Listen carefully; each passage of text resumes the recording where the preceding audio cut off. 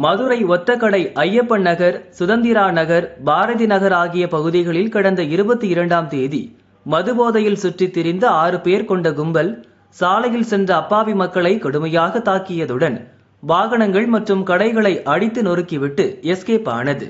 அமைச்சர் மூர்த்தியின் தொகுதிக்குட்பட்ட பகுதியில் போதை கும்பல் கொலைவரி தாக்குதல் நடத்திய சம்பவம் அதிர்ச்சியை ஏற்படுத்தியது. போதை கும்பல் கொலைவரி தாக்குதலில் ஈடுபட்ட அதிர்ச்சி வீடியோ வெளியானது.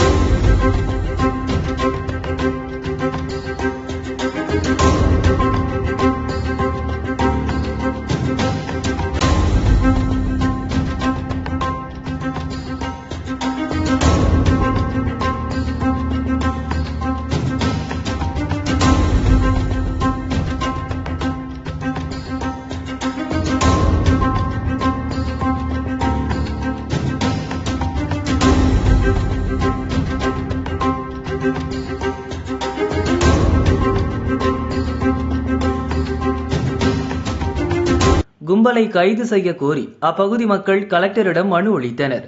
இந்நிலையில் கொடைக்கானலில் ஓய்வெடுப்பதற்காக முதல்வர் ஸ்டாலின் விமானம் மூலம் சென்னையிலிருந்து மதுரை வந்தார். போதை கும்பல் அட்டகாசம் குறித்து முதல்வரின் கவனத்துக்கு கொண்டு செல்லும் வகையில் ஒத்தக்கடை மக்கள் மற்றும் வர்த்தகர்கள் கடைகளை அடைத்து உண்ணாவிரத போராட்டத்தில் ஈடுபட்டனர். போலீசார் அவர்களிடம் சமாதானம் செய்தனர். இவ்வழக்கில் சிறுவன் உள்பட 3 பேரை கைது செய்ததாக கூறினர். இதை ஏற்று மக்கள் கலைந்து சென்றனர். எனினும் வர்த்தகர்கள் கடையடைப்பு போராட்டத்தில் ஈடுபட்டு வருகின்றனர். இதற்கிடையே கஞ்சா சர்வசாதாரணமாக கிடைப்பதை அரசுக்கு உணர்த்தும் வகையில் மதுரை பாஜக நிர்வாகி சங்கரபாண்டி முதல்வர் ஸ்டாலினை சந்தித்து மனு அளிக்க கஞ்சாவுடன் விமான நிலையம் வந்தார். அவரை முதல்வருடன் சந்திக்க விடாமல் போலீசார் தடுத்து விசாரணைக்காக அழைத்து சென்றனர். இந்த பரபரப்பு அடங்கும் முன் போதைப் பொருள் புழக்கம் மற்றும் போதை கும்பல் வெறியாட்டத்தை தடுத்து நிறுத்த கோரி ஒத்தக்கடையில் மக்கள் மற்றும் வர்த்தகர்கள் திடீர் உண்ணாவிரத போராட்டத்தில் ஈடுபட்ட சம்பவம் முதல்வர் ஸ்டாலின் உள்பட திமுகவினரை அதிர்ச்சியில் ஆழ்த்தியுள்ளது.